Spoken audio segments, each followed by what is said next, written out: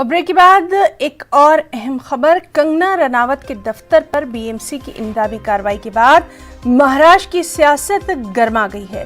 बयानबाजियों का दौर दौरा है। बीती शब एनसीपी सरबराह शरद पवार ने वज़ीर-ए-आला उद्धव ठाकरे से मुलाकात की थी। दोनों की ये अहम मुलाकात 45 मिनट तक चली थी और ज़राए के मुताबिक शरद पवार ने कंगना मामले को तूल न देने की सलाह दी है। उधर बॉम्बे हाई कोर्ट आज फिर कंगना की अर्जी पर समाअत करेगा। कल अदालत ने अर्जी पर समाअत करते हुए बीएमसी की कार्रवाई पर रोक लगा दी थी। और मुंबई से हमारे साथ इस वक्त मौजूद है हमारे साथी वसीम, काफी अहम मामला है और कल से ही हम देख रहे हैं कि महाराष्ट्र की सियासत जो है वो गर्मा गई है, तो सियासी गलियारों में क्या कुछ खास?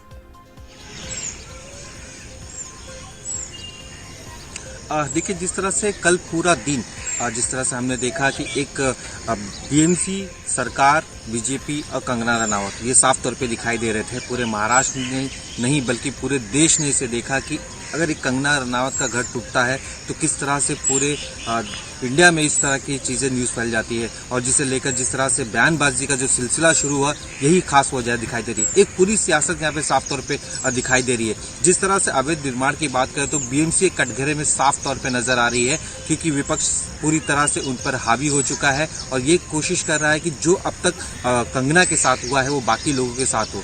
एक अवैध निर्माण की आरटीआई के साथ जो जानकारी आई थी, लगभग 90,000 से ज्यादा अवैध निर्माण के काम है, जिसमें से महज 5,000 पर ही अब तक कार्रवाई बीएमसी की गई। तो कंगना के लिए एक अलग कानून की और लोगों के लिए एक अलग कानून की, ये सबसे बड़ा सवाल उठ रहा है। और जिस तरह से उनके घर को लेकर भी बीएमसी एक स्टेप उठा रही है, इससे पहले भी उन्होंने आवेदन दिया था कि उनके घर में भी है कई तरह के जो नियमों का उल्लंघन किया गया है, बीएमसी एक्ट का उल्लंघन किया गया है, उसे लेकर भी तोड़क की कार्रवाई की मांग कर रही थी। वो भी मामला कोर्ट में। और आज जिस तरह से देखा गया है कि कल पूरा दिन सत्ता पक्ष और विपक्ष में कहीं ना कहीं नाराजगी दिखाई दे रही थी। कंगना ने साफ तौर पे खुले आम उद्धव ठाकरे का नाम लेकर जिन शब्दों का इस्तेमाल किया, उन्होंने चैलेंज किया, उन्हें जिस तरह से चुनौती दी, और इससे साफ तौर पे आने वाले दिनों में जो महाराष्ट्र की जो सियासत है वो साफ तौर पे गरमाने लगी।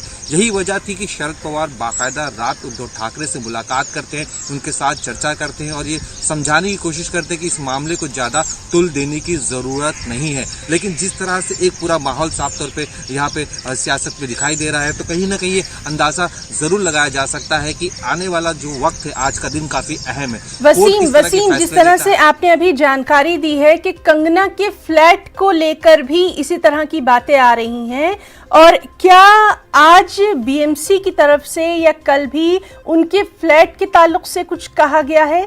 क्योंकि जिस तरह से हमने देखा था कि उनके दफ्तर पर 2 नोटिस जो हैं वो चस्पा किए गए थे, लगाए गए थे।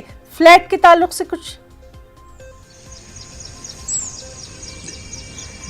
देखिए, फ्लैट के ताल्लुक से 2018 में ही बीएमसी ने नोटिस दी थी उन्हें, और बाकायदा उस पर कंगना ने स्टे भी लिया है। ये मामला दिंडोशी के सिविल कोर्ट में चल रहा है और इस मामले में अभी तक स्टे दिया गया है। लेकिन आने वाले दिनों में हो सकता है बीएमसी और भी एग्रेसिव और इसे तोड़ने की कोशिश के लिए कोर्ट जा सकती है।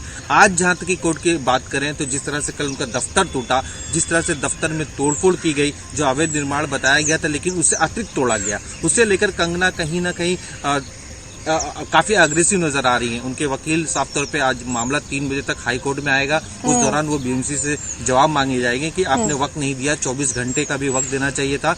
10:35 पे नोटिस लगाई जाती है और उसके बाद 15 मिनट में पूरी तोड़क कार्रवाई हो जाती है। किसी भी तरह का वक्त नहीं दिया जा रहा है। इस मामले को लेकर आज सुनवाई होने वाली है। बीएमसी अपना क्या रुख रखती है, किस तरह से उन्होंने ये कार्रवाई की, इससे पहले किस तरह से, क्योंकि जो हमारे सूत्र बता रहे हैं कि 2018 में ही उन्होंने इस तरह की नोटिस दी गई थी, लेकिन उन्हें कंगना ने इस पर ध्यान नहीं दिया। जी, तो बहरहाल उम्मीद यही है कि आज भी इस मामले पर सियासत गरमाएगी और जिस तरह से बयानबाजियों का दौर दौरा है उस पर भी लगातार नजर बनी रहेगी। वसीम, बहुत बहुत शुक्रिया आपका इस तमाम तर तफसीली जानकारी के लिए।